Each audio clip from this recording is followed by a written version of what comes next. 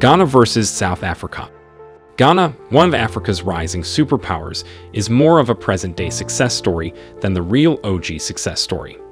We have to take a little trip down south to South Africa, Africa's original superpower. You see, for decades, South Africa held the title of Africa's most successful and developed nation south of the Sahara. However, in recent years, we have had some new kids on the block, and one of these new kids on the block is Ghana. Ghana's success story has only been a few years in the making.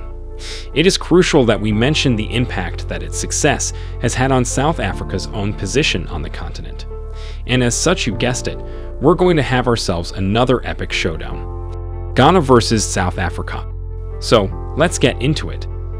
Let's kick it off with the economy. The standard value-added tax rate in Ghana is 12.5% and in South Africa at 15%. The gross domestic product, or GDP, reflects the value and productivity of an economy. It measures the market value of all the final goods and services produced annually. To reflect the differences in the cost of living and inflation rates, we show the GDP at purchasing power parity. The GDP of Ghana is $211.13 billion, and that of South Africa is $814.15 billion. Also known as government debt or national debt, public debt refers to the sum of all government borrowings owed to lenders within the country. The public debt of Ghana is 71.8% of Ghana's GDP, and the public debt of South Africa is 53% of South Africa's GDP. The GDP per capita is calculated by dividing the total GDP by the number of people living in the country. A higher GDP per capita indicates a superior standard of living. Ghana has a per capita GDP of $6,998, and South Africa has a per capita GDP of $13,865. The real GDP growth rate represents the year-over-year GDP growth, calculated by taking into account the price fluctuations caused by inflation. The real growth GDP of Ghana is 8.4%, and the real growth GDP of South Africa is 1.3%. This means if Ghana and South Africa's GDP keeps on growing at the same rate, Ghana will definitely surpass South Africa just as Nigeria did. One other factor affecting the economy is inflation. The inflation rate represents the annual price increase for goods and services, indicating a decrease in the purchasing power of a country's currency. Ghana has an inflation rate of 12.4%, and South Africa has an inflation rate of 5.3%. A low unemployment rate indicates better career opportunities and economic growth. Ghana has an unemployment rate of 11.9%, and South Africa has an unemployment rate of 27.5%. The total amount of public expenditure on education also affects the economy. Public spending on education includes direct expenditure on schools, universities, and other types of educational institutions, as well as educational-related public subsidies. Ghana has dedicated 4.5% of its GDP towards public spending, and South Africa has dedicated 6.1% of its GDP to public spending. The number of young people between the ages between 15 and 24 who are unemployed during a specific year also determines how fast or how slow the economy of a country grows. The youth unemployment rate is calculated as a percent of the total youth labor force. Ghana has a youth unemployment rate of 15.2%, and South Africa has a youth unemployment rate of 53.4%.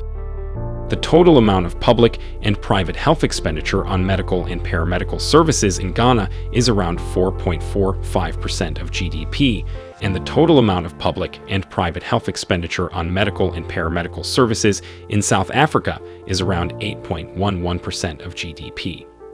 The total labor force of a country represents the number of people working or willing to work. Ghana has a total labor force of 12.49 million people, and South Africa has a total labor force of 22.19 million people. The percent of the total labor force comprised of young males from ages 15 to 24 who are unemployed during a specific year in Ghana is about 15%, and the percent of the total labor force comprised of unemployed young males from ages 15 to 24 in South Africa is a whopping 49.2%. The percent of the total labor force comprised of unemployed young females from ages 15 to 24 in Ghana is 14.6%, meaning unemployment is higher for young men in Ghana than young women, and the percent of the total labor force comprised of unemployed young females from ages 15 to 24 in South Africa is 58.9%. The total amount of public expenditure on military and security services, such as military forces, police, and public security in Ghana, is around 0.4% of GDP, and the total amount of public expenditure on military services in South Africa is 1.07% of GDP. Now, let's talk about infrastructure, beginning with the internet infrastructure. 37% of Ghanaians have access to broadband internet, and 54% of South Africans have access to broadband infrastructure. The share of the population with access to electricity in both rural and urban environments in Ghana is 79.3%, and the percentage of the population with access to electricity in both rural and urban environments in South Africa is 84.2%. Railway infrastructure is equally key in any country's economic development. The total length of Ghana's railway network is 947 kilometers, and the total length of South Africa's railway network is 20,986 kilometers. We can't talk about railways without talking about airports. The presence and number of airports show how good the connection of a country is with different international destinations and its international accessibility. Ghana has 10 airports, and South Africa has 566 airports. Let's talk about road infrastructure. The total length of Ghana's paved and unpaved roads is 109,515 kilometers, and the total length of South Africa's paved and unpaved roads is 750,000 kilometers. Let's talk about geography. The surface area of a particular country is a very important metric, as it can be nice to live in big cities or countries, as a larger space may offer more options for residents and visitors.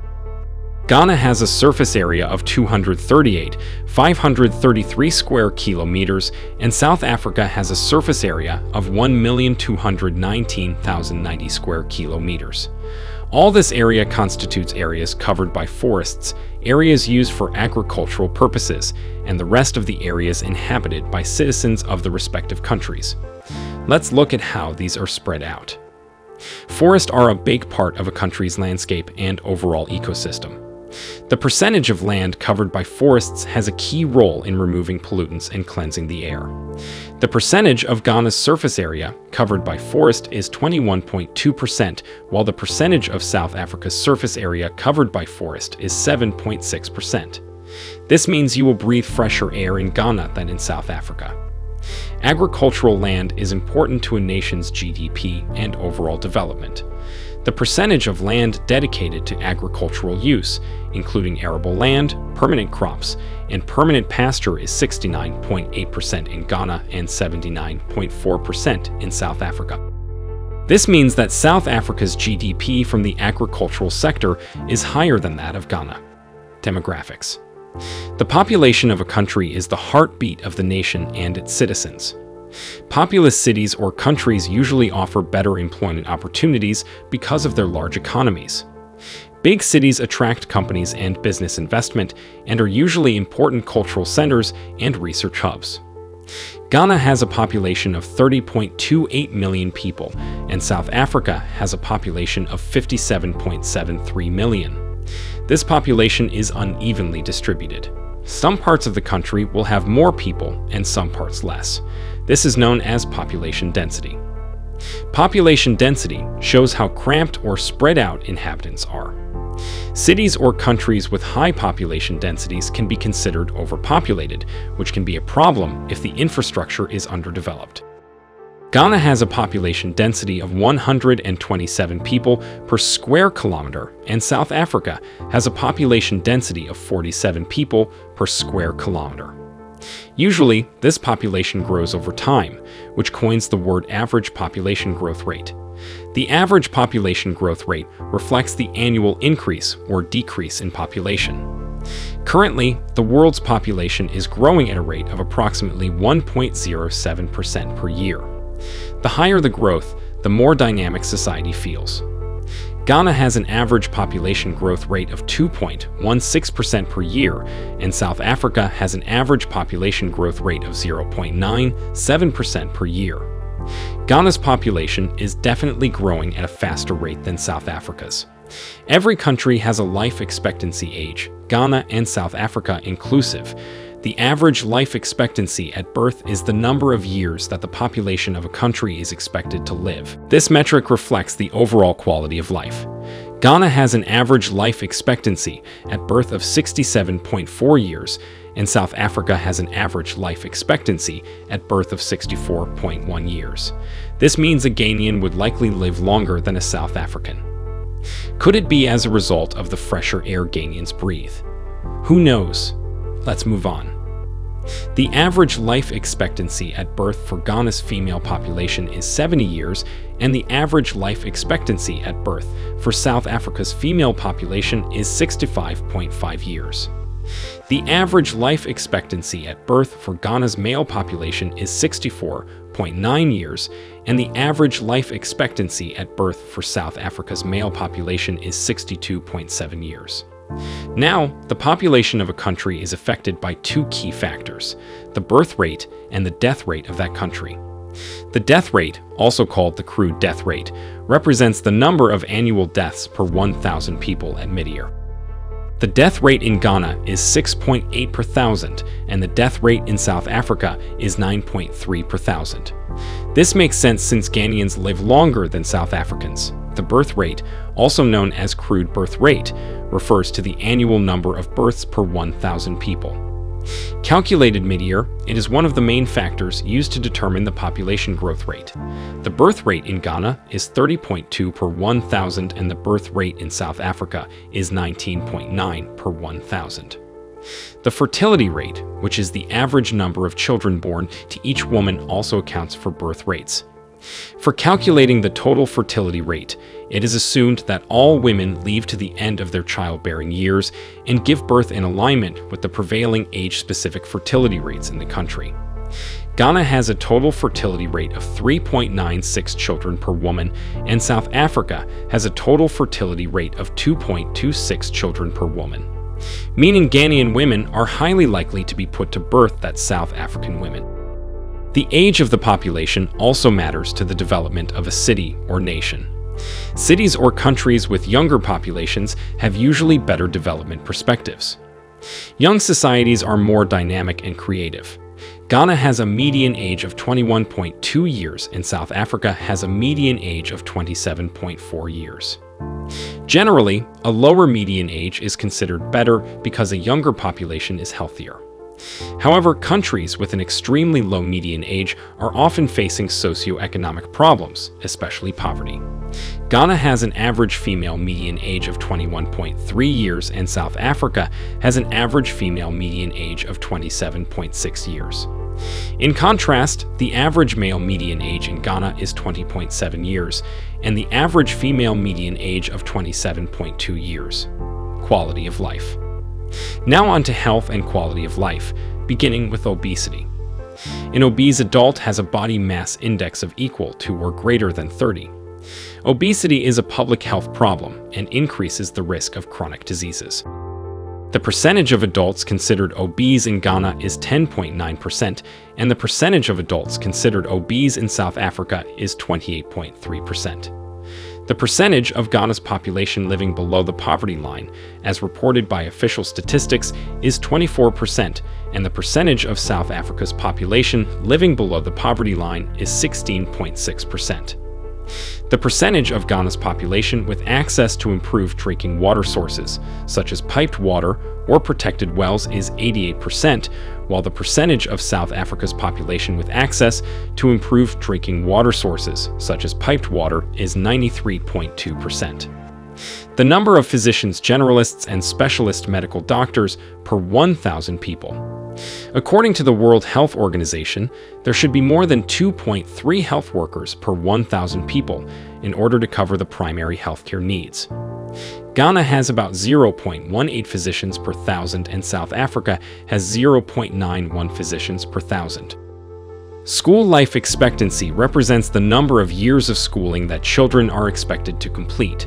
School life expectancy includes primary to tertiary education. Ghana has a school life expectancy of 12 years, and South Africa has a school life expectancy of 14 years. Let's conclude. Overall, both Ghana and South Africa are nonetheless top-notch countries with strong economies.